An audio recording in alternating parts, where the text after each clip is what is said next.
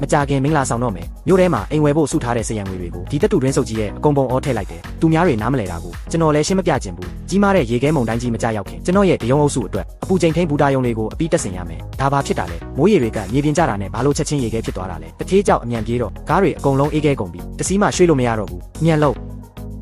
ု့ချင်းရွဲဒီမှာလာပြီးဟန်လုပ်ပြနေပြန်ပြီလားတနေ့လုံးပုံကျန်းစုပ်ကြီးပိုက်ပြီးတော့ရွှေချောင်းတွေထွက်လာမှာမို့လို့လားမရရလာမှာမို့လို့လားအကိုပြောင်းကျွန်တော်ခင်များကိုနောက်နေတာမဟုတ်ဘူးအထက်လေထူးဖီအားကတိတ်ထူးဆန်းနေတယ်အေးလိုင်းတွေအကုန်ဒီဘက်မှာလာစုနေတာဒါအကြီးစားရေခဲဘေးတန်ကြီးရဲ့ရှေ့ပြေးနေမိတ်ပဲမင်းတော့တကယ်ယူကြောင်ကြောင်ဖြစ်နေပြီထင်တယ်အကြီးစားရေခဲဘေးတန်ဟုတ်လားမင်းရဲ့မျက်လုံးပြူးကြီးနဲ့တေချာကြည့်စမ်းပါဦးနေကဒီလောက်တာနေတာကိုရှေ့ပြေးနေမိတ်ဖြစ်ရဦးမယ်ဒီပုံကျန်းစုပ်ကြီးနဲ့တနေ့လုံးကောလာဟလတွေဖြန့်ပြီးရှောက်ပေါက်ကရပြောနေတာထားလဲလူတွေကိုဒုက္ခပေးနေမှာငါကပဲမင်းကိုစားဆုတ်ဖြဲပြစ်လိုက်တာပိုကောင်းမယ်မင်းနေခင်းကြောင်တောင်အတိတ်ပဲမရှိတဲ့စိတ်ကူးရင်အိမ်မက်တွေမမနေရအောင်လို့ကွာကြောက်ပြောင်မင်းပါလို့တာလဲရှောင်ရွဲရဲ့ပုံကျန်းကိုအမြန်ပြန်ချထားစမ်းဒါသူ့အတွက်အသက်တမျှအရေးကြီးတာနော်ချန်ရှိုးကြီးမစိုးရိမ်နဲ့ကြောက်ပြောင်မှာအဲ့ဒီလောက်ထိတတိမရှိတာငါသိတ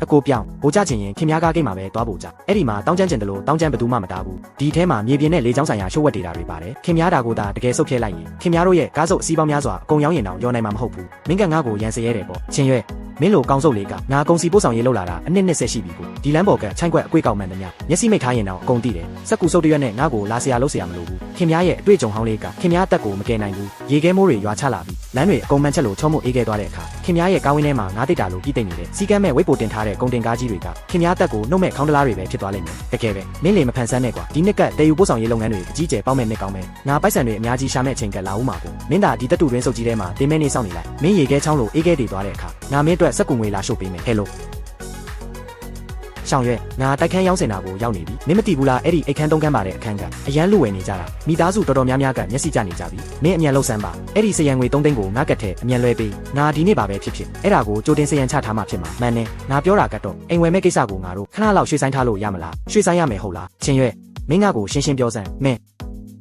းလမ်းပေါ်မှာဒါမှမဟုတ်တော့တည်ယူပို့ဆောင်ရေးကွန်ရက်တစ်ခုလုံးမကြခင်ပြတ်တောက်တော့မယ်မိုးလေဝသပုံစံပြစရာမှာအတိအလင်းပြနေတယ်အပူချိန်ရုတ်တရက်ထိုးကြပြီးရေခဲမိုးတွေချက်ချင်းရွာချလာတော့မှာငါဒီနေ့ဒီပိုက်ဆံကိုတုံးပြီးအပူချိန်ထိန်ရေခဲဖြတ်စနစ်အတွက်ပေါင်းတွေကိုသွားဝယ်ရမယ်မဟုတ်ရင်ငါရဲ့စခန်းတစ်ခုလုံးပျက်စီးသွားလိမ့်မယ်ငါတို့စူးစမ်းထားသမျှအကုန်အချီးနှီးဖြစ်သွားလိမ့်မယ်ချင်းရွဲငါနေ့တိုင်းမိုးလေဝသသတင်းကြည့်နေတာပဲဟာကို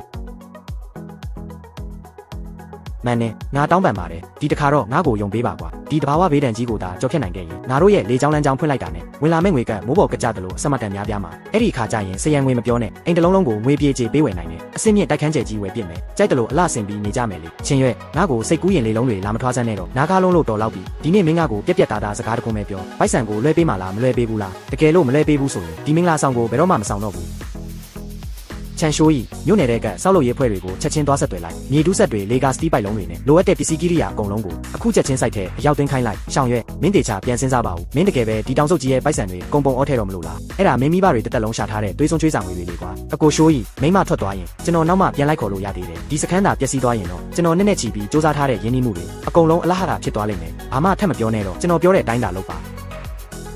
ါအသေးချင်းခင်များရဲ့ဒီနှိမ့်ပိုင်းလေတို့ရေခဲမုန်တိုင်းကြိုတင်ခံမှန်းချက်အစီရင်ခံစာကရေးထားတာတော်တော်စမ်းကြယ်နေတယ်လို့ပဲနော်ဒီလိုနေတာနေတဲ့အချိန်မှာရေခဲမုန်တိုင်းကြတော့မယ်လို့ပြောနေတယ်ပေါ့မန်နေဂျာချန်ကျွန်တော်မှာစကားပိုတွေပြောနေဖို့အချိန်မရှိဘူးစံချိန်မီအပူချိန်ထိန်လေရင်စင်းခွင်းအခု30နဲ့လိုင်းနောက်ရှက်မှုကာကွယ်ရေးရေးတာတစုံတက်ဆင်ဖို့ငွေနှစ်သိန်းလိုနေသေးတယ်ကျွန်တော်ဒီစီနေပညာစမ်းတစ်တီထွင်မှုချင်းငွေလျှောက်ချင်ပါတယ်ဒီကက်ထဲမှာ3သိန်းရှိတယ်ကျွန်တော်ရဲ့တစ်သက်လုံးစုဆောင်းငွေအားလုံးပဲအပြည့်အဝပေါင်ထားမယ်မတီးရင်းနှီးငွေဖြစ်အကုန်ပုံအောထည့်မယ်ဒါဟာကျွန်တော်ရဲ့တနိဋ္ဌာန်ပဲခင်များတို့အတွက်အာမခံလည်းဖြစ်တယ်လုံလောက်ပြီလားမင်းပိုင်ဆိုင်မှုအကုန်လုံးကိုပေါင်နှံလိုက်တာပေါ့အသေးချင်းတကယ်လို့များဒီရေခဲမိုးကရွာမလာခဲ့ရင်ကိုမင်းစဉ်းစားဘူးရဲ့လားကျွန်တော်အာကာသနဲ့လေကြောင်းထိန်းချုပ်ရေးပညာကို4နှစ်တင်ခဲ့တယ်ဒီတောင်ထဲမှာ3နှစ်လုံးလုံးအပင်ပန်းခံလေ့လာခဲ့တာကျွန်တော်ဒေတာချက်လက်ကိုပဲယုံတယ်ရေခဲမုန်တိုင်းကြားရောက်လာတာနဲ့တပြည်နယ်လုံးမှာလေရင်ပုံမှန်ပြန်တန်းနိုင်မဲ့ကုန်စည်ပို့ဆောင်ရေးစခန်းဆိုလို့ကျွန်တော်စီမှာပဲတခုတည်းရှိတော့မှာအဲ့ဒီအချိန်ကျရင်ဒီနေရာဟာရွှေရင်းကြီးဖြစ်လာလိမ့်မယ်ကောင်းပြီတတိရှိပေသားပဲမင်းရဲ့3သိန်းအပြည့်အဝအပေါင်းပစ္စည်းရှိနေမှာတော့ငါမင်းကိုအထူးမြန်လိုင်းနဲ့လုပ်ပေးမယ်ညနေကျရင်ချင်းငွေချက်ချင်းထုတ်ပေးလိုက်မယ်ကျေးဇူးတင်ပါတယ်မန်နေဂျာချန်ဒီကျေးဇူးကိုကျွန်တော်အမြဲမှတ်ထားပါမယ်ဆရာချန်ရန်ပုံငွေချက်ချင်းရောက်တော့မယ်9သိန်းလုံးအကုန်ပုံအောထည့်လိုက်မယ်ခင်များတေချာနားထောင်စခန်းပတ်ပတ်လေလေကာဖောင်ဒေးရှင်းကို2မီတာအနက်တူပါနံပါတ်10နဲ့နံပါတ်20ဆက်အရှိဘက်ကုန်းဆောင်တစ်လျှောက်ဖိုက်ပါကျိုးအတွက်2မီတာနဲ့မြောင်းတူးလိုက်နံပါတ်30ကမိုးကျိုးလဲကုန်ရချဖို့ပြင်ဆင်တွတ်လောက်ကြဟုတ်ကဲ့တထေးချင်း2မီတာနဲ့အေးတန်နဲ့4တန်ခန့်အကာရန်ကအဆင့်မြင့်ဆုံးလေစိတ်ဆန်နှုံးတောင်မီနေပြီကုန်ကြစရိတ်အများများတာထားပါတော့ဒီတက်မက်ရက်မီဖို့လူတွေမနာတန်းစက်တိုက်လုံးမှပြီးနိုင်ပါပြီအမြင့်ဆုံးစံနှုန်းအတိုင်းပဲတူပါပိုက်ဆံမလောက်ရင်ကျွန်တော်ကိုပြောအချိန်လူရမယ်ဆိုရင်အချိန်ပိုစင်းကြလောအားကကိုတပြားမှမလျှော့ပဲပေးမယ်ကျွန်တော်တောင်းဆိုချက်ကတခုတည်းပဲရှိတယ်နင်းမုံတိုင်းထဲမှာကျွန်တော်တရုံအုပ်စုရဲ့စစ်ကနေလိုင်းအနောက်ရှက်နည်းနည်းလေးမှမရှိရဘူးဒုက္ခပါပဲဗျကောင်းနေတဲ့မြေကြီးကိုဒီလိုလျှောက်တူးပြီးတော့ငွေသိန်းပေါင်းများစွာကိုဒီလိုပဲရေထဲလွှင့်ပစ်လိုက်တာပဲဒီလိုတော့ယူနေပြီလုံးဝယူကြောင်ကြောင်ဖြစ်သွားပြီ မှန်တယ်မင်းဘာလို့ဒီကိုရောက်လာတာလဲဒီမှာဖုန်တွေကြီးပဲမင်းအမြန်ပြန်တော့ငါ့ကိုမထီးနဲ့ငါအခုလေးတင်ဘန်ကတ်သွားစစ်ခဲ့တယ်အထက်က3သိန်းလုံးတပြားမှမကြံတော့ဘူးချင်းရွက်မင်းငါ့ကိုအမှန်တိုင်းပြောစမ်းမင်းအိမ်စရန်ငွေတွေကိုတကယ်အကုန်သုံးပစ်လိုက်တာလားဟုတ်တယ်ငါအဲ့ဒီ3သိန်းကိုသုံးလိုက်ုံတင်မကပ်ဘူးနောက်ထပ်2သိန်းတောင်ထပ်ချေးထားသေးတယ်ဒီ9သိန်းလုံးကိုမိုးပေါ်မှာသုံးချမှဖြစ်မယ်မဟုတ်ရင်ငါတို့2ယောက်စစ်ဆက်ထားတာကိုအခုချက်ချင်းဖျက်ပစ်မယ်လုပ်ငန်းကိုရက်လို့မဖြစ်ဘူးမွဲပြကျသွားရင်တောင်မှဒီစခန်းကိုငါကာကွယ်ရမယ်ကောင်းပြီလေချင်းရွက်ငါလူမားရွေးမိတာပဲမင်းဒီတောင်ကုန်းစုပ်ကြီးကိုစောင့်ပြီးတော့မင်းရဲ့တန်ငတ်စုပ်တွေနဲ့တစ်သက်လုံးနေသွားလိုက်တော့မင်းဒီတန်ထဲဆက်ကြီးတွေကိုအမြန်ရက်ခိုင်းလိုက်စမ်းအခုချက်ချင်းအမြန်ဆုံးဝေကျွေးပါပဲဗျာမင်းဟေးအဖေတို့နားမလဲပါဘူးပုံစံပြစရာမှာအထင်ရှားပြနေတယ်ရာစုနှစ်တစ်ခုမှာတစ်ချိန်တာကြုံရတဲ့ရေခဲမုန်တိုင်းကြီးကမကြခင်ကြရောက်တော့မှာအခုအပူချိန်ထိန်ဘူတာယုံတွေကိုမတိဆောက်ထားရင်ဝင်းတစ်ခုလုံးပြည့်နေတဲ့တယုံတွေအကုန်ရေခဲတုံးတွေဖြစ်သွားလိမ့်မယ်နင်းလေမဖန်ဆန်းနဲ့ကွာခေါင်းပေါ်မှာဘာရှိလဲမင်းမောကြည့်စမ်းနေလုံးကြီးထွက်နေတာကွာနေပူလုံးလို့မြေကြီးတွေတောင်ကွဲအပ်ကုန်ပြီဘယ်ကလာတဲ့ရေခဲမုန်တိုင်းလဲမင်းဟိုလေရင်မော်ဒယ်တွေရှောက်စော်ရင်းနဲ့ယူကြောင်ကြောင်ဖြစ်သွားတာဦးနောက်ပြတ်သွားပြီဟေးအဖေလေချောင်းပညာရက်တွေကိုနားမလဲဘူးကျွန်တော်လေးနှစ်တင်ယူခဲ့တာဒီနယ်ပယ်မှာလှုပ်လာတာ3နှစ်ရှိပြီဒီလေပိုင်နဲ့အတွက်ဘာလို့အပ်လဲဆိုတာကျွန်တော်တိဆုံးပါဒါပိုက်ဆံတစ်ခုတည်းကိစ္စမဟုတ်ဘူးဒါကျွန်တော်တို့မိသားစုဘဝပြောင်းနိုင်မဲ့တစ်ခုတည်းတော့အခွင့်အရေးပဲမင်းဒူးထောက်တောင်းပန်ရင်ရောမရဘူးလားမင်းအလုပ်တွေရက်ပြီးမြို့ထဲသွားမန်နင်းကိုတောင်းပန်ပြီးပိုက်ဆံပြန်တောင်းစမ်းပါငါတို့အေးချမ်းချမ်းနေထိုင်သွားလို့မရဘူးလားကွယ်အမေစကားကိုဒီတခွန်းပဲနားထောင်ပါဒီတခွန်းနဲ့ပါအခုအလုပ်ရက်လိုက်ရင်ကျွန်တော်တို့မိသားစုတကယ်မွဲပြကြပြီးတပြားမှပြန်ရတော့မှာမဟုတ်ဘူးအမေရဲ့လေးညို့ကထွက်တဲ့များကနောက်ပြန်မလဲဘူး9သိန်းလုံးကျွန်တော်ပုံအော်ထည့်ပြီးပြီအခုသာရက်လိုက်ရင်ကျွန်တော်တို့မိသားစုတကယ်ဒေဝါလီခံရပြီးတပြားမှပြန်မရတော့ဘူးအဲ့ဒီကြရင်ကျွန်တော်ကအမေတို့အတွက်3သိန်းကိုဘယ်ကနေသွားရှာပေးရမှာလဲကောင်းပြီလေမင်းကအတောင်ဆုံးနေပြီဆိုတော့ငါမင်းကိုမဆုံးမနိုင်တော့ဘူးပေါ့ဒီနေ့ကစပြီးမင်းလှုပ်ချင်တယ်လို့သာလုပ်တော့မင်းဒီတောင်စုပ်ကြီးပေါ်မှာတည်ရင်တောင်မှငါမင်းအလောင်းကိုတောင်လာကောက်မှာမဟုတ်ဘူး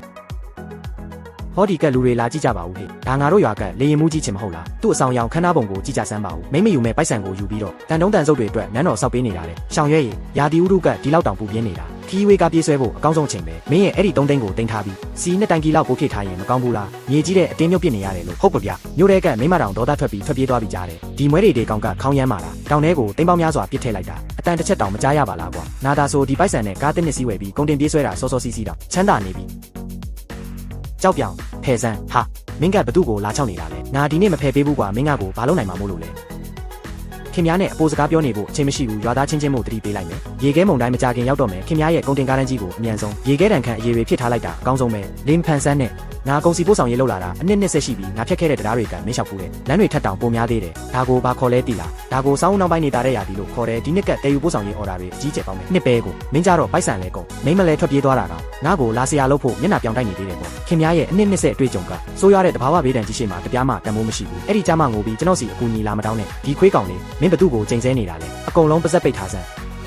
ကြောက်ပြောင်မင်းဒီမှာဘာလာပို့ကြနေတာလဲယောက်ျားရင်မှကြီးကလူခေါ်ပြီးလမ်းပိတ်နေတယ်မင်းအရှက်မရှိဘူးလားငါကတော့ရှက်တောင်ရှက်တယ်ရွာလူကြီးပါကြီးကျွန်တော်တို့ကရှောင်ရွက်အတွက်စိတ်ပူပေးနေတာပါဗျာငွေသိန်းပေါင်းများစွာနဲ့တန်ပိုင်လုံးစုပ်တွေဝယ်ပြီးအင်ကိုဖျက်ဆီးနေတာမဟုတ်ဘူးလားအားလုံးပဲပြောကြစမ်းပါဦးဟုတ်တယ်မဟုတ်လားပောက်ကရတွေရှောက်အောင်မနေကြနဲ့ရှောင်ရွက်တူးထားတဲ့စစ်ကနေမြောင်းကိုငါသွားကြည့်ပြီးအဲ့ဒါအမြင့်ဆုံးစံနှုန်းနဲ့တူးထားတာတက်ရက်နဲ့စီးစနစ်နည်းနည်းလေးမှမပြတ်ဘူးဒီနှစ်ရာသီဥတုကတကယ်ပုံမှန်မဟုတ်အောင်အိုက်ဆက်နေတာငါလိုအယိုးအိုကြီးတောင်ခံစားမိတယ်သူကတက္ကသိုလ်ကျောင်းသားတိတ်ပံပညာကိုနားလဲတယ်ကြိုတင်ပြင်ဆင်ထားတာအမှားမရှိပါဘူးအကုန်လူစုခွဲကြတော့လှုပ်เสียရှိတာသွားလို့ကြပိုက်ဆံကိုရေထဲလက်ပြစ်နေတာကိုတိတ်ပံပညာနားလဲတယ်ဖြစ်သွားရသေးတယ်စောင့်ကြည့်ကြသေးတာပေါ့ငိုရမယ့်အချိန်ရောက်လာဦးမှာရှောင်ရွဲရည်မင်းဒီတခါလှုပ်တဲ့အတိုင်းတာကအရန်ကြီးလုံးတယ်ရွာသားတွေနားမလဲတော့လောင်ရဲကြမှာမလွယ်ဘူးစိတ်ထဲမထားပါနဲ့ကိုယ်စိတ်ထဲကိုတေချာရင်ပြီးတာပါပဲရွာလူကြီးပါကြီးကျေးဇူးတင်ပါတယ်ခင်ဗျာအချိန်ကအရာအလုံးကိုတက်တည်ပြပါလိမ့်မယ်ကျွန်တော်အလုပ်မြန်သွားလို့ရဦးမယ်စကားများကြီးမပြောတော့ဘူးနော်သွားပြီနော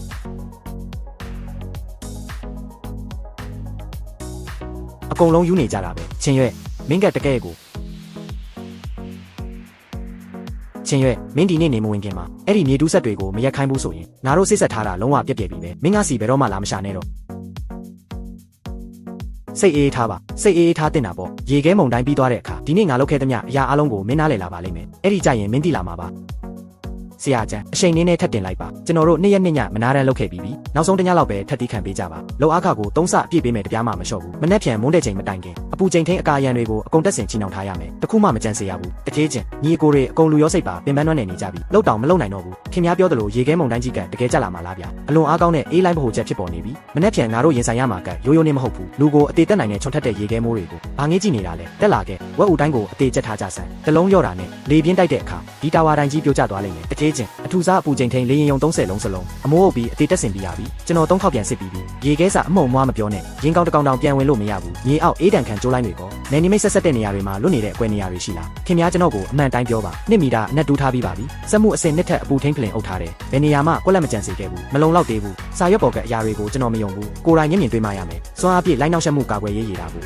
လက်တွေ့စမ်းသက်စစ်ဆေးပြီးပြီလားအခြေခံချိန်ကြီးမှုတော့လှုပ်ထားပြီးပြီစွမ်းအားပြည့်မမောင်းရသေးဘူးဒါဆိုဘာစောင့်နေတာလဲနင်းမုံတိုင်းကြလာရင်စစ်ကနေတစ်စက္ကန့်တောင်ကြံ့ကြာလို့မဖြစ်ဘူးကျွန်တော်လိုချင်တာစက္ကန့်ပိုင်းတွင်ချက်ချင်းတော့ဖမ်းနိုင်ဖို့ပဲတစ်စက္ကန့်လိုရင်တောင်စမ်းမမိဘူးနားလည်ပါပြီ his အာရေးတာလေးလုံးအကုန်နေရာချထားပြီးပါပြီဆရာကိုယ်တိုင်စက်ဖွင့်စမ်းသက်ဖို့ပဲစောင့်နေတာပါကောင်းတယ်လူတိုင်းကိုအကြောင်းကြားလိုက်ကိရိယာတွေချက်ချင်းသိမ်းပြီးမြို့ထဲကိုအကုန်ဆုတ်ခွာကြမယ်တထေးချင်းယာတီဥရုကတိတ်ထူးဆန်းနေရဲ့ပြီလေးလေးတစ်ချက်တောင်မတိုက်ဘူးခင်ဗျားပြောတဲ့အကြီးစားရေခဲပေးတန်ကြီးကတကယ်လာမလားဒါတာမန်နင်းမဟုတ်ဘူးကိုဒါတဘာဝတရားကြီးရဲ့တကွင်းကြီးပဲအမြန်ဆုတ်ခွာကြအခုမသွားရင်မမီတော့ဘူးရှောင်ရွဲ့ရမင်းမျက်စိမိတ်ပဲရပောင်းများစွာအပင်ပန်းခံထားတာထမင်းလေးအမြန်စားလိုက်ပါဦးနှွေးနေတော့ပဲမင်းကျွန်တော်မစားဘူးအဖေကောသူကျွန်တော်ကိုစိတ်ဆိုးနေတော့လားမင်းချွေမန်နေရဲ့အိမ်စရံငွေ3သိန်းကိုဒီရေတာတွေပေါ်အကုန်ပုံအော်သုံးပစ်လိုက်လို့လေမင်းဖေဒေါသထွက်လုံးလို့မနက်ကထမင်းတောင်မစားဘ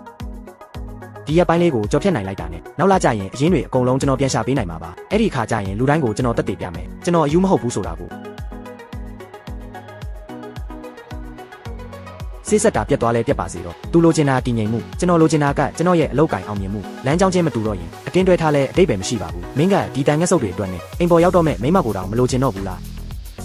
မင်းဒါတန်ငက်ဆုပ်မဟုတ်ဘူးဒါမိသားရဲ့အသက်ပဲဒါခင်မီနီးပညာသုံးကုန်စီပို့ဆောင်ရေးစနစ်ပဲအမေဒီတခါတော့သားကိုယုံပေးပါရေခဲမုံတိုင်းပြီးသွားရင်ဒီနေ့သားချမှတ်ခဲ့တယ်ဆုံးဖြတ်ချက်တိုင်းယူနေပြီမင်းတကယ်ယူကြောင်ကြောင်ဖြစ်သွားပြီငါမင်းကိုမဆုံးမနိုင်တော့ဘူးနောက်ငါကိုအမေလို့မခေါ်နဲ့တော့အားလုံးလာကြည့်ကြပါဦးဟေ့ငါတို့ရွာကလေရင်မှုကြီးချင်းကတ်တော့သူ့ရဲ့ဒီမိုက်ခရိုဝေ့ဖိုကြီးကိုဖက်တွယ်ထားတော့ပဲပြုတ်နေကဒီလောက်ပူနေတာမြေကြီးတောင်ကျက်တော့မယ်မင်းကအပူထင်းလွာတွေဒီလောက်ထူထူအုပ်ထားတာလေရင်တွေအေးမှဆိုးလို့လားဒါမှမဟုတ်တန်တိုတန်စားဖြစ်အောင်กินပစ်ချင်လို့လားဒီနေရာကတီးတက်လုပ်ငန်းခွင်ဧရိယာခွင့်ပြုချက်မရှိပဲမဝင်ရဘူးကိစ္စမရှိရင်အမြန်ထွက်သွားကြဒီမှာလာပြီးမျက်စိနောက်အောင်မလုံးနဲ့မပြန်ရနိုင်မြေဟုတ်လားမပြန်ရနိုင်မြေတွေလာလို့မနေနဲ့မင်းလေရင်ကိုကာကွယ်နေတာမဟုတ်ဘူးထွက်ပြေးသွားတဲ့မင်းဗိုက်ဆန်ပြန်နှောင်းဖို့လာမှာကိုကာကွယ်နေတာမဟုတ်လားပါဇက်ကိုစီးဆောင်ပြီးပြောစမ်းခင်များပါကြံစီနေလေကျွန်တော်မသိဘူးမထင်နဲ့ကျွန်တော်ဒေဝါလီခံရမယ့်နေ့ကိုနေ့တိုင်းမျှော်နေတာအပိုင်သိမ်းဖို့မဟုတ်လားငါကဘာကြံစီရမှာလဲငါကမင်းရဲ့ဒီစကန်စုပ်ကြီးဘယ်နှစ်ရက်ခံမလဲကြည့်ချင်ရုံပဲ3သိန်းလုံးပုံအောထည့်လိုက်တော့မိမလဲထွက်ပြေးမိဘတွေကလည်းအမွေပြက်ဆုံးပြစ်မကြခင်အတွင်းခံပေါင်းပြီးတောင်မကြံအောင်ဒေဝါလီခံရတော့မှာဒီကောင်စုပ်လေမင်းရဲ့အဲ့ဒီ3သိန်းကရေရဲမျောသွားပြီငါနဲ့တောင်းပေးမယ်မင်းရဲ့ဒီမြေကွက်စုပ်နဲ့တန်ပေါင်တွေကိုပါငါစီကားပါခင်ဖြစ်လွှဲပေးလိုက်မိုးလေဝသကိုပဲအားကိုးစားတောက်နေတဲ့ခင်များလိုလူနုံလူကကျွန်တော်ရဲ့ရင်းနှီးကြိုးပမ်းမှုတွေကိုလာမျိုးချချင်သေးတယ်ပေါ့ကျွန်တော်ခင်များကိုတတိပေးထားပြီးပြီကျွန်တော်ကိုမထိနဲ့လို့ကြိုးပြီးအမြန်လွတ်စမ်းပါနာလုံးလို့တေတော့မယ်ဟေ့မရိုက်ပါနဲ့ငါမားသွားပါတယ်ငါမဝယ်တော့ဘူးရပြီလားခင်များကုန်တင်ကားတွေကိုသာတွားပြန်ကြည့်လိုက်ရေခဲမုံတိုင်းရောက်လာရင်ခင်များငိုစရာနေရာတောင်ရှာရမှာမဟုတ်ဘူးကျွန်တော်နဲ့မြေရဲကက်နေအခုချက်ချင်းထွက်သွား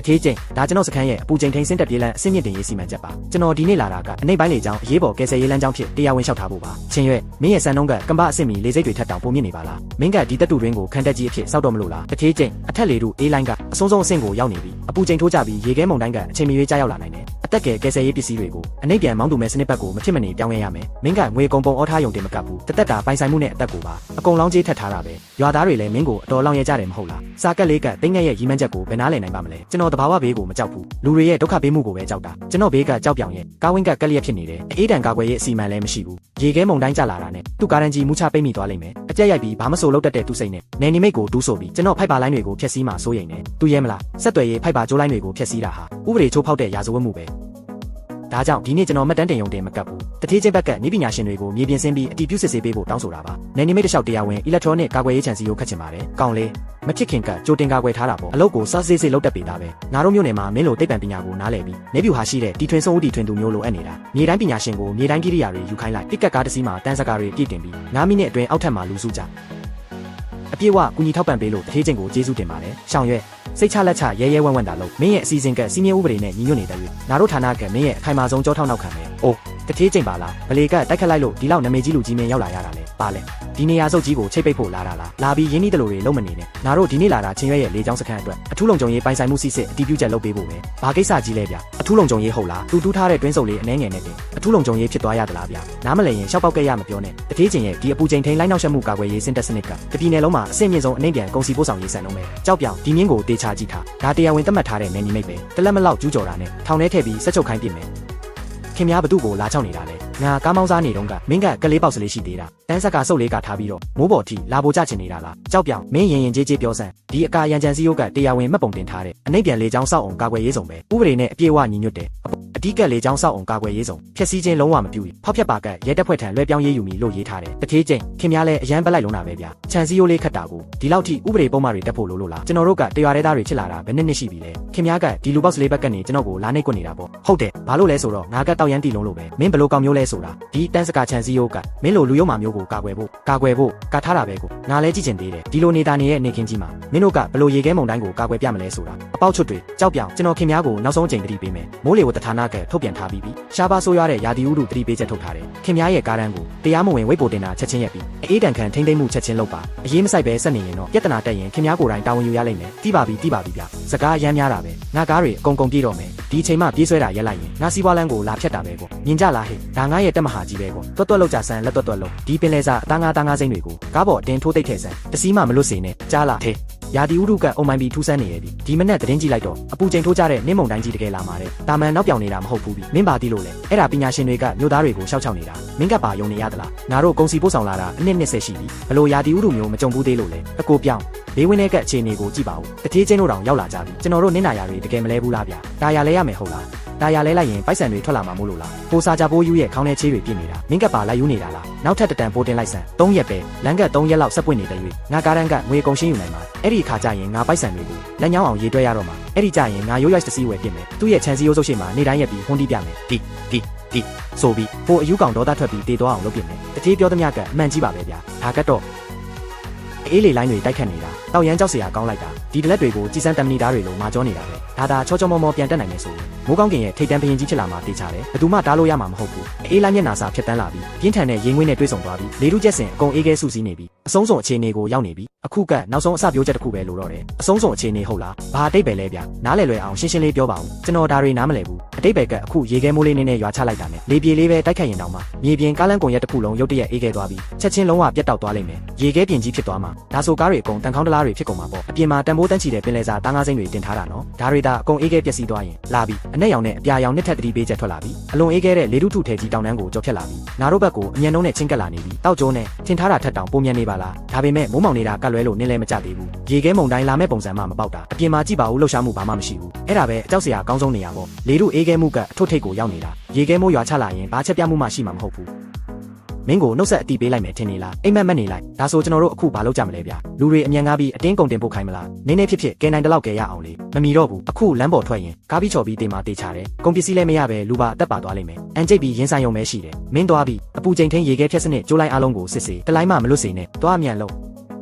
မန်နဲ့နင်းရဲ့စိတ်ဆက်ထားတဲ့သူတို့သားလောင်းကနင်းစီအမားဝင်ချတောင်းပန်ဖို့မလာသေးဘူးလားဘယ်နှစ်ရက်တောင်ရှိနေပြီလဲသူ့အကြောင်းမပြောနဲ့ပြောလိုက်တာနဲ့ဒေါသထွက်တယ်ဘာစကားမှနားမလဲတဲ့အယူပဲအိမ်စရန်ငွေ3သိန်းကိုဟိုတတူတွင်းစုပ်ကြီးတဲ့အကုန်ပုံအော်သုံးပစ်လိုက်တယ်ငါ့ကိုမူသားစကားတွေနဲ့လာညာနေသေးတယ်ကြီးမားတဲ့ရေခဲမုန်တိုင်းကြီးလာတော့မယ်တဲ့ရေခဲမုန်တိုင်းဟုတ်လားသူကရုပ်ရှင်ရိုက်နေရဲ့ထင်နေတာလားဒီလိုနေကင်းကြောင်တောင်ကြီးမှာနင်းတပွင့်တောင်မရှိဘူးလိန်နာတောင်အကြောင်းပြချက်ကောင်းကောင်းမရှာတတ်ဘူးတော်တော့ဟုတ်နေပြီထားလိုက်ပါတော့မပြောချင်တော့ဘူးပြောတိုင်းခေါင်းကိုက်တယ်သူတေးချင်းရင်အဝေးသွားသေးပါစေငါစိတ်မဝင်စားဘူးသူငါ့ကိုမင်္ဂလာဆောင်ဖို့လုံးဝစိတ်ကူးမရှိတာ3သိန်းတောင်အလွယ်တကူသုံးပစ်တယ်ငါ့ကိုနည်းနည်းလေးတောင်တိုင်ပင်မထားဘူးသူ့စိတ်ထဲငါ့ကိုအရေးတောင်မဆိုင်တာငါစကားနားထောင်ဆန်းဒီလိုယောက်ျားမျိုးကိုလုံးဝမယူသင့်ဘူးနင်အခုချက်ချင်းသူ့ကိုနောက်ဆုံးသတိပေးချက်ပို့လိုက်အဲ့ဒီတယုံစုပ်တွေကိုအကုန်ရောင်းပြီးငွေပြန်ဖော်ခိုင်းလိုက်သူ့စိတ်ထဲနင့်ကိုရှိသေးတယ်ဆိုရင်ဘာလို့ရမလဲသူသိမှာပေါ့ဒါကိုအချိန်မီဆုံးရှုံးမှုကာကွယ်တာလို့ခေါ်တယ်တကယ်ကောင်းတယ်သူသားစကားနားမထောင်သေးရင်နင်သူ့ကိုလုံးဝ block လုပ်ပစ်လိုက်အဲ့ဒီတန်တိုးတန်းစားပုံကြီးဖက်ပြီးတစ်သက်လုံးနေသွားပါစေဒါသူ့အတွက်နောက်ဆုံးအခွင့်အရေးပဲသူကအဲ့ဒီတန်ငက်ဆုပ်ကြီးတွေနဲ့ပဲတစ်သက်လုံးနေချင်သေးတယ်ဆိုရင်ငါသူ့ဆန္ဒအတိုင်းလိုက်ရောပေးလိုက်မယ်ဘယ်သူမှမရှိလဲငါကမရှင်းတန်နိုင်ပဲနေမလားညီအကိုတို့စီတိုင်ကြီးတွေကိုအပြည့်ဖြည့်ထားကြစမ်းအလွန်ဆုံးနောက်ထပ်2ရက်ပဲငါရဲ့ကားစီ30ပေါ်ကအသားငါးစိမ့်တွေကိုမြို့တော်စီအကုန်ပို့ဆောင်နိုင်ပြီ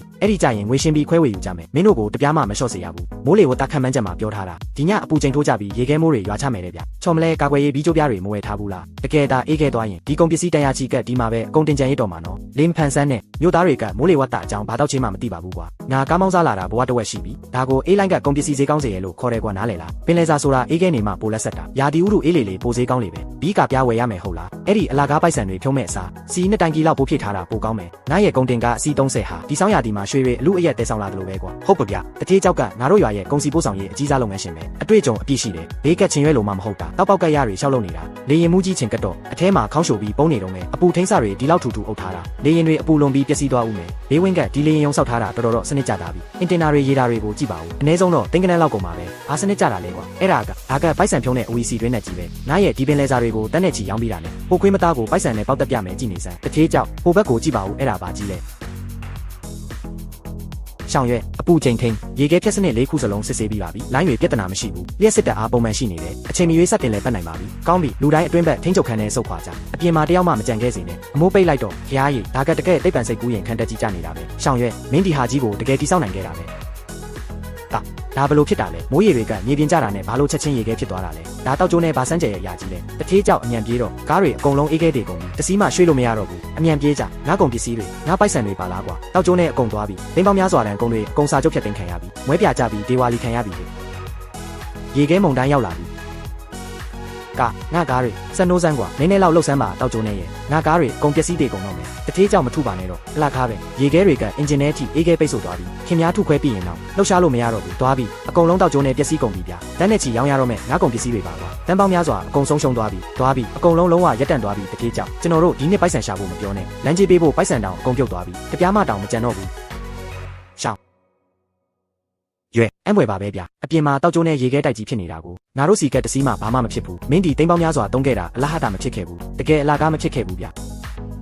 ျတကယ်ကိုအံ့ဖွယ်ပါပဲဒီတန်ငက်ကြီးတွေကိုမြင်ကြည့်စမ်းပါဦးတစည်းမှဘာမှမဖြစ်ဘူးရဟရင်တွေကရေခဲမိုးကြောင့်အေးခဲပိတ်ဆို့တာကိုအကြောက်ဆုံးပဲအပူချိန်ထိန်ပြီးလေရင်ကိုကာကွယ်တာကအခြေခံဘဟုတူတပဲအထူးဆန်းလို့အံ့အားတင်နေစရာမရှိပါဘူးအကုန်အကောင်းတိုင်းကြံနေသေးတယ်အကြီးစားကုန်တင်ရင်30စလုံးတစည်းမှအေးခဲပျက်စီးမသွားဘူးရှောင်းရွက်ငါတို့နိုင်ပြီငါတို့တောက်ကျိုးနဲ့အနိုင်ရပြီကိုဝမ်းသာတာစောလုံးသေးတယ်ရေခဲမုန်တိုင်းကနောက်ထပ်24နာရီဆက်လက်ပြင်းထန်နေဦးမှာရေခဲဖြတ်စနစ်ကတစ်စက္ကန့်တောင်ရက်လို့မရဘူးအရန်ကျင်းနိုင်ရတာအမှတ်1ကိုချက်ချင်းသွားစစ်ဆေးလိုက်အမြန်သွားဟုတ်ကဲ့ကျွန်တော်အခုပဲသွားလိုက်မယ်မင်းပြောတာမှန်တယ်ငါတို့ရဲ့တရုံအုပ်စုကြီးကအခုဆိုရွှေရင်းကြီးဖြစ်နေပြီချွတ်ချော်မှုလုံးဝဖြစ်မခံနိုင်ဘူးသွားပြီဒီလောက်ကြီးမားတဲ့ဘေးဒဏ်ကြီးထဲမှာအဲ့ဒ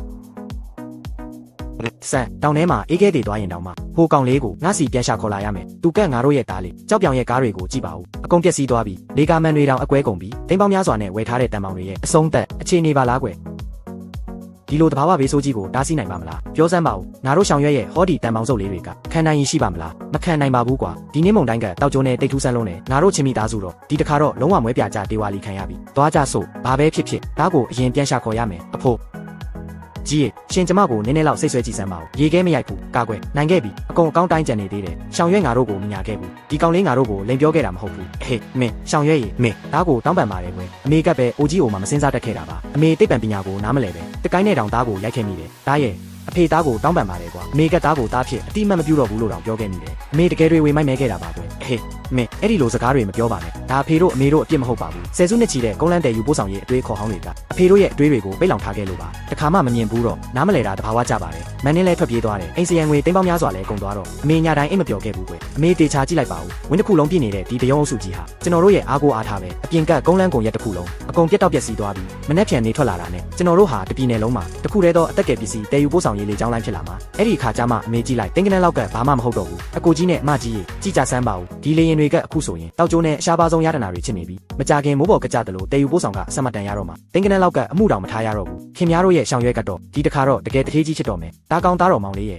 ငါတို့ချင်းမိသားစုတော့တကယ်ဘဝပြောင်းတော့မယ်အဖေအသက်ကြီးလာတာအလကားပဲတားလောက်တောင်အမြင်မကျဲခဲ့ဘူးကွာဘေးဒုက္ခကြီးပြီးသွားတာနဲ့ကျွန်တော်ကိုလောင်ရဲ့ထင်သေးခဲ့တဲ့သူတွေကိုအဆင့်တန်းကွာခြားမှုရဲ့ပြက်ပြက်သားသားအနိုင်ယူမှုကိုသဘောပေါက်သွားစေရမယ်သူတို့ရဲ့မျက်လုံးပြူးကြီးတွေနဲ့တေချာကြည့်စေရမယ်ဘသူအမှန်လဲဆိုတာကို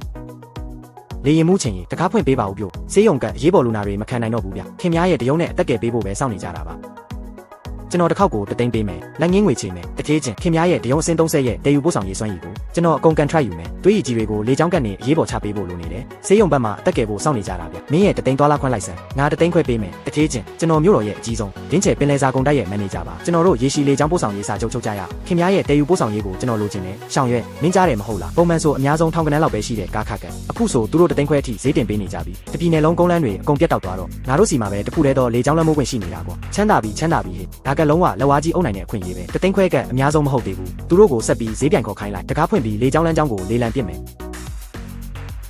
အံ့ဖွယ်ပါပဲဒါတောက်ကျိုးနဲ့တကယ်အံ့ဖွယ်ပဲကိုဒီလောက်ကြောက်စရာကောင်းတဲ့ရေခဲမုန်တိုင်းထဲမှာရေခဲလေးနည်းနည်းလေးတောင်မတင်ဘူးလေလားဒီအေးတန်ခံနိုင်စွမ်းကတော့အံ့မခံပဲစကားပိုတွေပြောမနေနဲ့ကျွန်တော်ပြည်နယ်တွင်အင်အားကောင်းဆုံးလေကြောင်းလမ်းကြောင်းအထူးလိုင်းကိုပဲလိုချင်တယ်တစ်ခေါက်ကိုနှစ်သိန်းဈေးစစ်တာလုံးဝလက်မခံဘူးလက်ငင်းရှင်းမှချက်ချင်းပြန်ပေးမယ်ပိုက်ဆံမထုတ်နိုင်တဲ့သူတွေစောစောစီးစီးဘေးဖယ်နေကြနှစ်သိန်းဆိုလဲနှစ်သိန်းပဲအခုတစ်မျိုးလုံးကအစင်းမြင့်လူနေရက်ကွက်တွေကုန်စားနေရခါပြက်လက်နေပြီသုံးသိန်းပေးပြီးလေကြောင်းကနေချပေးရင်တော့လူဝယ်ကြမှာတေချာတယ်တထေးချင်းကျွန်တော်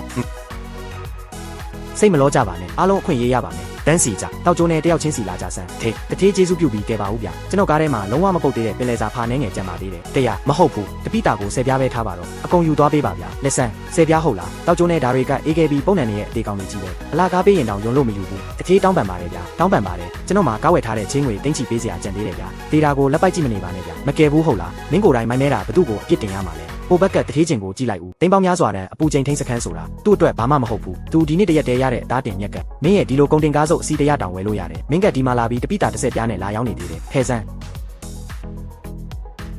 ငါကမဝက်စစ်ပဲငါကတောက်ကျိုးနဲ့တလောကလုံးမှာအမိုင်မဲဆုံးဝက်ကြီးစားပဲကွာကုန်းလန်းကိုပဲမိခိုစားတောက်နေတဲ့လူကန်းစစ်ကငါကိုယ်တိုင်ဖြစ်နေပါလားအနည်း20အတွေ့အကြုံနဲ့အနည်း20လောက်ခွမ်းပဲကွာအကုန်သွားပြီတထေးချင်းခင်များကတော့အရန်မြန်ဆန်လုံးတာပဲဗျာချင်းငွေထုတ်ပေးတာရပ်ပိုင်းလေးရရှိသေးတာနေပညာစမ်းသစ်တီထွင်မှုချင်းငွေ2သိန်းကိုအရင်ရောအတိုးပါအခြေဆက်လိုက်ပြီဒါကပထမအတုပ်ပြန်ဝင်လာတဲ့ငွေပဲရှိသေးတယ်အခုလက်ကျန်ငွေဘယ်လောက်ရှိလဲစစ်ပေးပါဦး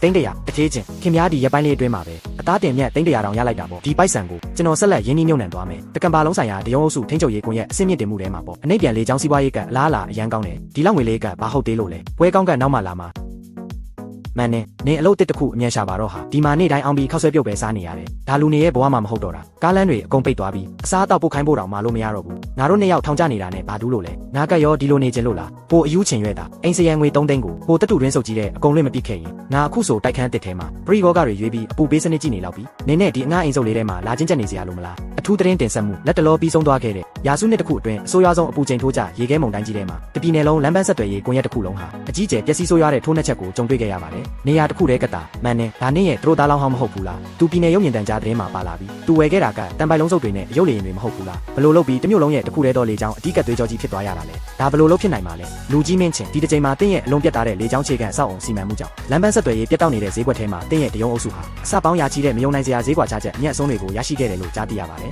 ်ဟုတ်ပါတယ်ခင်ဗျဒီရက်ပိုင်းအသားတင်မြက်ကအကြံဖြင့်သိန်း100လောက်ရှိမယ်လို့ခန့်မှန်းထားပါတယ်ဒါဟာလိုင်းနှောက်ယှက်မှုကာကွယ်ရေးအယ်လာဂိုရီတန်နဲ့ခင်မီဝင်တင်ပို့ဆောင်ရေးပေါင်းစပ်မှုကအနှိပ်ပြန်ကုန်စည်ပို့ဆောင်ရေးရဲ့အဓိကစွမ်းအားစစ်အမှန်ဖြစ်တယ်ဆိုတာတက်တည်ပြလိုက်တာပဲသိန်း100တောင်တော့မှန်နေသူမျိုးထဲမှာဘီလာအင်ကြီးနှလုံးတောင်လက်ငင်းငွေချေပြီးဝဲလို့ပိုရှန်နေပြီးတောက်ကျုံနေရဲ့နင်ကအဲ့ဒီ3သိန်းတန်စရန်ငွေလေးအတွက်နဲ့သူ့ကိုဖျက်ပစ်ခဲ့တယ်ပေါ့ငါမားသွားတယ်ငါတကယ်မားသွားခဲ့တာသူကလေချောင်းပညာနဲ့ကစားနေတဲ့အယူတယောက်လို့ငါထင်ခဲ့တာတကယ်တော့သူကအလွန်ထူးချွန်ထက်မြက်တဲ့လေချောင်းပါရမီရှင်တယောက်ဖြစ်နေပါလားငါအဲ့ဒီတုန်းကဘာလို့မျက်စိကန်းခဲ့ရတာလ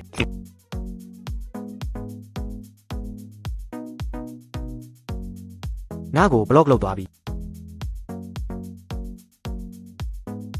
ီကုန်တင်ကားကြီးဝယ်ထားတဲ့ချင်းငွေကငါ့ကို3သိန်းအခုချက်ချင်းပြန်ဆက်ခိုင်းနေပြီငါကတောက်ကျုံနဲ့3သိန်းကိုဘက်ကနေသွားရှာရမှာလဲအကိုပြောင်းအဲ့ဒီတုန်းကခင်များပဲရင်ဘတ်မုံထောင်ပြီးဒီတစ်ခေါက်ပို့ပြီးရင်ချမ်းသာမယ်လို့အာမခံခဲ့လို့ငါကပိုက်ဆံထုတ်ချေခဲ့တာနော်ဒီနေ့ခင်များမဖြစ်မနေပြန်ဆက်ရမယ်တပြားမှလိန်ညာရှောင်လွဲဖို့မစင်စားနဲ့ဟုတ်တယ်ဒီနေ့ရှင်းရှင်းလင်းလင်းမဖြေရှင်းပေးရင်ငါတို့ညီအကိုတွေမင်းရဲ့ခြေထောက်တစ်ဖက်ကိုဖျက်ပစ်မယ်မင်းဘာလို့မလဲကြည့်လို့တော့ငါ့ကိုအကြက်ကင်နေပေါ့ငါတောက်ကျိုးနဲ့ဒေဝါလီခံလိုက်ရပြီဟိုချင်းနမီတက်ထားတဲ့ကောင်းစုပ်လေးကဘာလို့သိန်း100တောင်ရှာနိုင်ရတာလဲငါကြတော့မွဲပြကြပြီသူကတထေးကြီးကြီးဖြစ်သွားတယ်ပေါ့ငါလည်းအသက်မရှင်တော့ဘူးသူ့ကိုလည်းအေးအေးဆေးဆေးမနေစေရဘူးတော့သူ့ရဲ့အေးတန်ခံလျှက်စစ်ကြိုးလိုက်နဲ့လေကာမြောင်းကိုအပေါက်ဖောက်အောင်တူးပစ်လိုက်ငါတို့ဘက်ကရေခဲရေတွေကိုသူ့ရဲ့ကျင်းနေရတာတဲ့အကုန်လောင်းထည့်ပစ်မယ်သူကအပူချိန်ထိန်ပြီးပိုက်ဆံရှာနေတာမဟုတ်လားငါသူ့ကိုလည်းမီးစမ်းစေရမယ်ရေခဲတုံးလို့အေးခဲသွားတယ်ဆိုတာဘာလဲဆိုတာကိုဒါအရေးကြီးစက်ရနေရတွေကိုဖျက်ဆီးတာပဲမိသွားရင်ထောင်ကြမှာနော်အကိုပြောင်းကျွန်တော်တို့ဒါမျိုးတော့မလုပ်သင့်ဘူးဗျာထောင်ကြမယ်ဟုတ်လားငါဒေဝါလီခံရပြီးပြီကိုရေခဲရေတာအထဲဝင်သွားတာနဲ့သူ့ရဲ့ကျင်းနေရတာမီးလောင်ပျက်စီးသွားလိမ့်မယ်တရုံအုပ်စုကြီးတစ်ခုလုံးလုံးဝရက်တန့်သွားလိမ့်မယ်အဲ့ဒီကြရင်အားလုံးအတူတူဒေဝါလီခံရမှာဘယ်သူမှတထေးကြီးလာမလုံးနဲ့ပေါက်ပြားတွေယူပြီးလိုက်ခဲ့ကြဒီနေရာကက်နေစတူဒီအောက်မှာသူ့စီတအားပေးထားတဲ့ဖိုက်ပါလိုင်းမြောင်းနဲ့ရှိတယ်ဒီအပူထင်းကကွဲလွာကိုရိုက်ခွဲပစ်လိုက်ပြီးရေခဲရေလောင်းထည့်လိုက်တာနဲ့သူ့ရဲ့အပူချိန်ထိန်းစနစ်တစ်ခုလုံးတောက်ကျုံနေသွားပြီပဲအကိုပြောင်းသူ့ထဲမှာစောင့်မနေဘူးဆိုတာတေချာရဲ့လားကျွန်တော်တခုခုမသိကြသလိုခံစားနေရတယ်တောက်ပေါက်ကက်ရတွေပြောမနေနဲ့ညံ့ညံ့တူးဆန်အကာကွဲလွာကိုရိုက်ခွဲလိုက်သူအခုချိန်လေရင်ယုံထဲမှာပိုက်ဆံထိုင်နေလောက်ပြီငါတို့ဒီလိုလာလို့မယ်လို့ဘသူကက်ထင်ပါလဲကွာနောက်ထပ်လက်နဲ့တူးဆန်မကြခင်တက်လိုက်တော့မယ်သူ့ရဲ့ဂျင်နေရတာမီးလောင်သွားတာနဲ့သူဘာနဲ့ပြန်ပြမလဲငါကြည့်ချင်သေးတယ်ငါရဲ့မြေအောက်အေးတန်ခံမြောင်းအလွှာကြားထဲမှာတုံခါမှုအာယုံခံကိရိယာတွေတက်ဆင်ထားတယ်။မင်းတို့မြေကြီးကိုစတူးလိုက်တာနဲ့ငါရဲ့စနစ်ကတ်ဒီနေရာကိုလော့ဖမ်းပြီးသားပဲ။ကြောက်ပြောင်ငါမင်းတို့ကိုစောင့်နေတာကြာလာပြီ။ချင်းရွဲ့မင်းတောက်ကျိုးနဲ့တန်းခေါင်ရံကြီးလေရင်မောင်းပြီးဟန်လုပ်ပြနေတာ ဘသူကိုလာချောက်နေတာလဲအတိကက်လေချောင်းဆောက်အောင်ကိုဖျက်ဆီးတယ်တမင်ရည်ရွယ်ချက်ရှိဖျက်ဆီးတာပဲကြောက်ပြောင်မင်းတောက်ကျိုးနဲ့တေလန်းရှာနေတာပဲအကိုပြောင်တရုံးနဲ့ရိုက်ထားတာမိသွားပြီအကုန်အသေးချာမှတ်တမ်းတင်ခံလိုက်ရပြီငါတို့အမြန်ပြေးကြရအောင်အခုမပြေးရင်မမီတော့ဘူးဘာပဲဖြစ်ဖြစ်ငါကဒေဝါလီခံပြီးသားပဲဒီနေ့တေးရရင်တောင်မှငါနဲ့အတူတေဖော်ညှိတက်သွားမယ်တေးလိုက်စမ်းမင်းလိုတထေးယူကောင်ခေါင်းမာပြီးမလိမ့်မာတဲ့ကောင်မင်းငါတို့အကိုပြောင်ကိုထိုးရဲတယ်ပေါ့ငါဒီနေ့မင်းနဲ့အပြက်ရှင်းမယ်ငါသားကိုတောက်ကျိုးနဲ့ဘယ်ကောင်ထိရဲလဲငါကြည့်စမ်းမယ်ပါလျံချမ်းမင်းထိကြည့်စမ်းပါလားငါရဲ့အယိုးအိုကြီးနဲ့မင်းကိုအသေးခံတိုက်ခိုက်ပြမယ်ကြောက်ပြောင်မင်းလိုစိတ်ထားရုံမှာပုတ်စော်နေတဲ့ကောင်ကိုဟာကိုအရေးချင်းမရှိလို့မွဲပြကြသွားတာကိုငါတို့ရှောင်ရွက်ကိုလာဒုက္ခပေးနေတယ်ပေါ့မင်းလူရောဟုတ်သေးရဲ့လားကိုအဖချင်းခင်ဗျားသားကလူကိုလက်ပါတာနော်ငါရဲတိုင်ပြီးသူ့ကိုဖမ်းခိုင်းမယ်တိုင်ဆန်းပါမင်းကလေချောင်းထိန်းချုပ်ရေးအကာအရန်ကိုအရင်ဖြက်စီးခဲ့တာငါသားလောက်တာကတရားဝင်ကိုခုခံကာကွယ်မှုပဲအကုန်လက်ရကြဆန်းကြောက်ပြောင်မင်းပါတွေထက်တောင်းကျန်းနေတာလေဌာနမှုကျိန်ကြောက်ပြောင်ကလူခေါ်ပြီးတန်းကောင်ရန်ကြီးအစင်းမြင့်အနှိပ်ပြန်စခန်းရဲ့အကာအကွယ်မြောင်းကိုဖျက်ဆီးခဲ့တာပါတမင်တအားဖြတ်တောက်ဖို့ကြံစီတာစောင့်ကြည့်ခင်မရထဲမှာတောက်ကျိုးနဲ့အကုန်အသေးချာမှတ်တမ်းဝင်သွားပြီးကြောက်ပြောင်တဘာဝဘေးဒဏ်ကမင်းတက်ကိုမနှုတ်သွားတာတော့မင်းထောင်ထဲကိုကိုယ်တိုင်အတင်းဝင်ကျင်နေတာပေါ့ဟုတ်လားဌာနမှုခင်ဗျကျွန်တော်ဒေဝါလီခံလိုက်ရပြီဗျကျွန်တော်ရှေ့ဆက်အသက်မရှင်နိုင်တော့ဘူးချင်းရွက်ကတိန်းတရာတောင်ရှာနိုင်ခဲ့တာသူကဘာဖြစ်လို့ကျွန်တော်ကိုနည်းနည်းမှမခွဲပေးရတာလဲသူကတိတ်ပံပညာကိုနားလေလို့သူကစွန့်စားရတဲ့တတိရှိလို့ပဲမင်းလောက်ရက်ကမနာလိုဝင်တို့စိတ်ဥပဒေချိုးဖောက်တဲ့ရာဇဝတ်မှုပဲအခုတရားဝင်ထုတ်ပြန်လိုက်တယ်ဖန်ဝရန်နဲ့ချိတ်ပိတ်အမိန့်စာထုတ်ပြန်လိုက်ပြီမင်းချင်းရွက်ရဲ့ကာကွယ်ရေးခြံစည်းရိုးနဲ့ဖိုက်ပါလိုင်းပြုပြင်ကအပြေအဝရော်ကြေးပေးရမယ်ပြီးရင်ပြင်းထန်တဲ့ပြစ်ဒဏ်ကိုခံယူဖို့စောင့်နေလိုက်ကျွန်တော်မှာပိုက်ဆံမရှိဘူးကျွန်တော်မှာတပြားမှမကြံတော့ဘူးဗျတနစ်ကြာပြီးနောက်ရွာသူရွာသားတို့ရေအားလုံးပဲခါလောက်တိတ်တိတ်နေပေးကြပါဦးရွာလူကြီးပါကြီးအမြန်ချင်းညာပေးပါတော့ဗျအားလုံးကရှောင်ရွက်စီကက်နေလေရင်မောင်းတင်ဖို့မစောင့်နိုင်တော့ဘူးကောင်းပါပြီဒီနေ့ဟာအလွန်မင်္ဂလာရှိတဲ့နေ့တစ်နေ့ဖြစ်ပါတယ်ငါတို့ရွာကတက္ကသိုလ်ကျောင်းသားရှောင်ရွက်ကတရုံးအုပ်စုနဲ့ပိုက်ဆံအများကြီးရှာဖွေနိုင်ခဲ့တယ်ရှောင်ရွက်ကငါတို့ရွာရဲ့ကျေးဇူးရှင်ပဲသူ့ရဲ့လေကြောင်းကက်နေပစ္စည်းချပေးမှုတာမရှိခဲ့ရင်ရေခဲမုန်တိုင်းကြားရောက်တဲ့ရက်တွေတုန်းကငါတို့အားလုံးငှက်ပေးကြုံတေကုန်ကြမှာငါရဲ့ဒီအသက်ကြီးကိုလည်းသူပဲကယ်တင်ပေးခဲ့တာအထူးခြားဆုံးနဲ့အလေးစားဆုံးကတော့တထေးကြီးဖြစ်သွားပေမဲ့လည်းငါတို့လိုဆင်းရဲတဲ့ရွာသူရွာသားတွေကိုမင်းမသွားဘူးဒီနေ့အစိုးရရဲ့အတည်ပြုချက်ဒီနေ့မှာအနှိပ်ပြန်လေချောင်းသမဝါရမအတင်းကိုတရားဝင်တီတောင်ဖွင့်လှစ်လိုက်ပါပြီရွာသူရွာသားတို့ရေကျွန်တော်ချင်းရွဲဟာဒီမြေဒီရေကိုတောက်ပြီးကြီးပြင်းလာခဲ့တာပါကျွန်တော်တယောက်တည်းအောင်မြင်နေလို့မပြီးပါဘူးရွာသူရွာသားအလုံးသမဝါရမအတင်းနဲ့ဝင်ရောက်ကြမယ်ဆိုရင်လေချောင်းလမ်းကြောင်းဒေတာအချက်လက်အလုံးနဲ့တရုံးပြန်တမ်းမှုထိန်းချုပ်ရေးနေပညာတွေကိုအခမဲ့မျှဝေပေးပါမယ်ရှောင်ရွဲအကြီးစားဝင်တင်တရုံးဝယ်မဲ့ပိုက်ဆံကရောငါတို့မှာတိမ်ပေါင်းများစွာမထုတ်ပေးနိုင်ဘူးနော်လေရင်ဝယ်မဲ့ပိုက်ဆံကိုသမဝါရမအတင်းကအပြည့်အဝစိုက်ထုတ်ပေးပါမယ်နှစ်ကုံလို့လေချောင်းလိုင်းကနေအမျက်ဝေစုခွဲဝေရဲ့အခါမှာအမျက်ထဲကကနေပြန်နှုတ်ယူပါမယ်ဒါကငါတို့ခေါင်းပေါ်ကိုရွှေတုံးကြီးတွေလာတင်ပေးတာနဲ့အတူတူပဲဟဲ့ရှောင်ရွဲရေငါလေရင်မောင်းလိုက်စင်စာမေးပွဲဖြေဖို့နံပါတ်1အနေနဲ့စရင်ပေးတယ်ကွာကျွန်တော်တို့လည်းစရင်ပေးမယ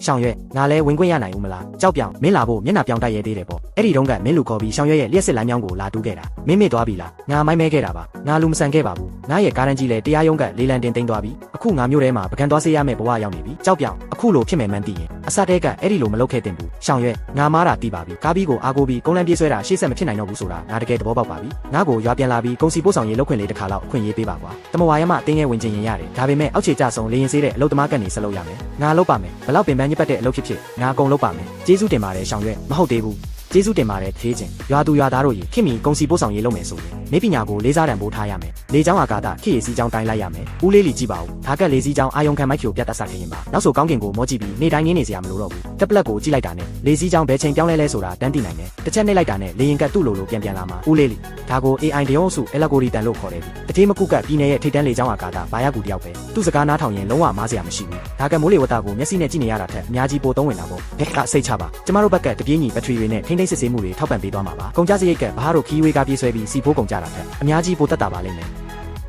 ယ်ကောင်းပြီငါကျွမ်းကျင်ပညာရှင်စကားကိုပဲနားထောင်မယ်အရင်တုန်းကကိုဟာကိုမိုင်းမဲပြီးဝိတ်ပိုတွေတင်ခဲ့လို့ကားတိုင်းမှုဖြစ်ပြီးတော့အတွင်းခံပေါင်းပြီးတောင်မကြံအောင်လျော်လိုက်ရတာနောက်တော့မင်းတို့နဲ့အတူလေချောင်းလိုက်မဲလုပ်တော့မယ်အဲ့ဒီကားစတီယာရင်စုပ်ကိုဘယ်တော့မှမကင်တော့ဘူးပင်ပန်းသွားပြီးရှင်းလန်ဒီရက်ပိုင်းမနာတန်းကုတ်တွေရေးနေရတာအတော်မောနေပြီမဟုတ်လားဥက္ကဋ္ဌကြီးချင်းကလာစာပေးတာပဲတတိယတိုင်းဝိုင်းကလာတဲ့ဒီအလုပ်သမားလေးကတော့အားကျုံးမှန်တက်အလုပ်လုပ်ရမှာပေါ့မနေ့ဖြန်ငါတို့မင်္ဂလာပွဲကျင်းပတော့မယ်လက်ထပ်ပြီးတာနဲ့ဒီတမဝါရမအတင်းရဲ့ရှယ်ယာထက်ဝက်ကမင်းပိုင်ဖြစ်သွားပြီမင်းကတကယ်ပိုင်ရှင်မကြီးပဲလေဂျိုသွေးမနေနဲ့အပြင်မှာနိုင်ငံတကာယင်းနှိမ့်ညွန့်နှံမှုလုပ်ငန်းရှင်တွေစာချုပ်ဖို့တန်းစီဆောင်နေကြသေးတယ်အလုပ်အမြန်လုပ်ကြဆိုတကယ်အေဂျင့်လိုက်တာနော်မော်ဒါလည်းပတ်တန်တဲ့လေးနဲ့မိုးကောင်းကင်ထက်ကလန်းဆန်းနဲ့လင်းချင်းရောရှက်နေတာတချင်းထက်မဆိုနားထောင်လို့ကောင်းတယ်ရှင်နဲ့ဆက်တွေ့တော့ကလည်းရှင်ဒီနေရာမှာပဲရက်နေခဲ့တာအဲ့ဒီတုန်းကဒီနေရာမှာမြေရင်းတွေကြီးပဲကောင်းမွန်တဲ့လမ်းတစ်စင်းတောင်မရှိခဲ့ဘူးအဲ့ဒီတုန်းကရေခဲမုန်တိုင်းမကြခင် electronic ခြံစည်းကိုအပြီးခတ်ဖို့အတွက်ရှင်တကိုယ်လုံးဖုန်တွေပေးကြံပြီးမြေတူးဆက်တစည်းကိုဒေါသတာကြီးအော်ဟစ်ညွန်ကြားနေတာကန်ထရိုက်တာကြီးတယောက်ကြနေတာပဲမတက်နိုင်ဘူးလေအဲ့ဒီတုန်းကတဘာဝဘေးဒုက္ခကရောက်တော့မှာမို့ကျွန်တော်အရန်လောနေခဲ့တာမင်းကအဲ့ဒီတုန်းကပြည်နယ်ကလာတဲ့ထေးသမီးကြီးလေဒီနေရာစုပ်ကြီးကိုမင်းအထင်သေးပြီးကျွန်တော်ရဲ့လေပိုင်နှက်ခွင့်ပြုချက်ကိုပယ်ချလိုက်မှအရန်ကြောက်ခဲ့တာစစ်မှန်တဲ့လေကြောင်းအာကာသပါရမီရှင်တယောက်ကိုကျွန်မကဘယ်လိုလုပ်ပယ်ချပါမလ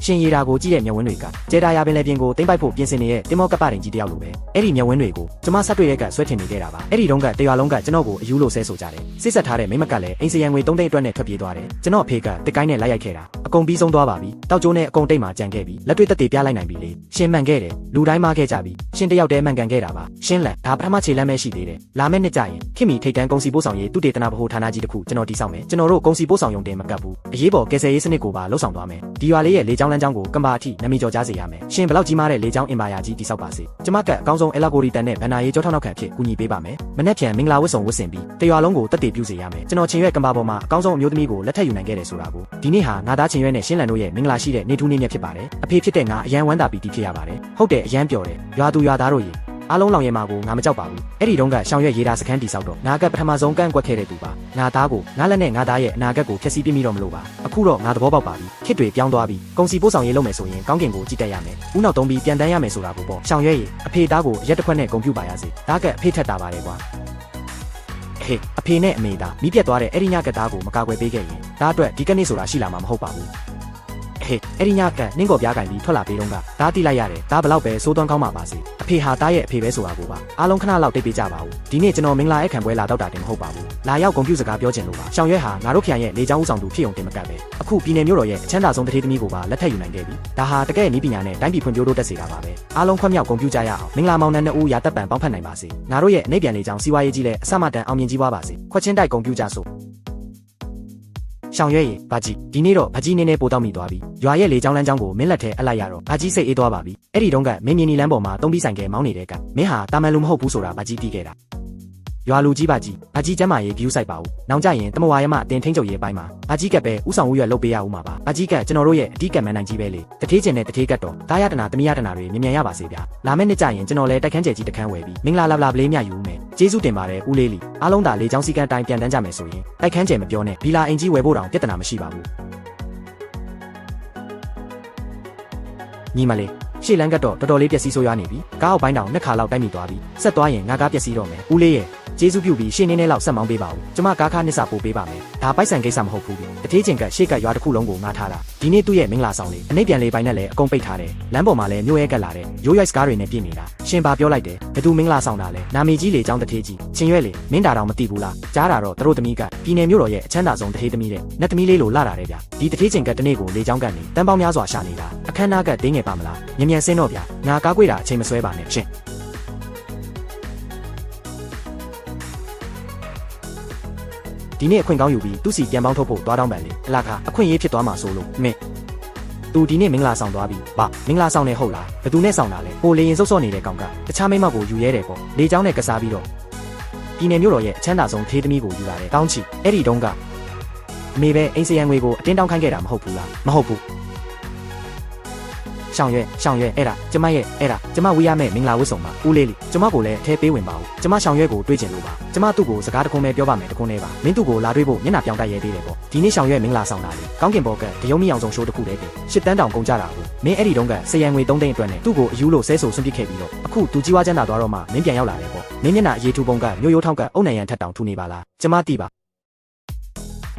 နောက်ကျသွားပြီသူများတို့သမီးကထိတ်တန်းထေးကြီးမိသားစုကမွေးဖွားလာတဲ့သမီးပြိုလေးတိတ်ပံပညာကိုလည်းနားလည်တယ်အမြင်ကျပြီးစိတ်တဘောထားလဲကြီးတယ်မင်းကကောမင်းပါတီးလို့လဲမင်းတီးတာဆိုလို့အိမ်တောင်းဖို့နဲ့ကားတောင်းဖို့ပဲရှိတာမင်းတည်ငြိမ်မှုပဲလိုချင်နေဆိုလို့ရှောင်ရွက်ကမင်းကိုလွတ်လပ်စွာထွက်သွားခွင့်ပေးခဲ့ပြီးအခုသူကအနှိပ်ပြန်လေချောင်းလောကကိုလွတ်မိုးထားနိုင်တော့မှမင်းပြေးလာပြီးတထေးကတ်တော်လာလို့ချင်နေတယ်ပေါ့ဘာစိတ်ကူးရင်အိမ်မက်တွေလာမက်နေတာလဲအမြန်ထွက်သွားစမ်းဒီမှာမျက်စိနောက်အောင်လာမရှုံနဲ့မင်္ဂလာမဲ့တယ်စက်မသွားရင်လုံခြုံရေးခေါ်ထုတ်ပြစ်မယ်စစ်ပတ်နည်းပညာနဲ့ခင်မီကုန်စီပို့ဆောင်ရေးပေါင်းစပ်မှုကမြေမျက်နှာတွင်ပြင်အတားအဆီးတွေကိုကျော်လွှားနိုင်ခဲ့တယ်လို့လူတွေရဲ့စိတ်သက်စစ်အမှန်ကိုလည်းစစ်ထုတ်ပြခဲ့တယ်။နာပိုင်ဆိုင်မဲ့အနေပြန်လေးကြောင်းစီးပွားရေးခေတ်ဟာအခုမှစတင်တာပဲရှိသေးတယ်။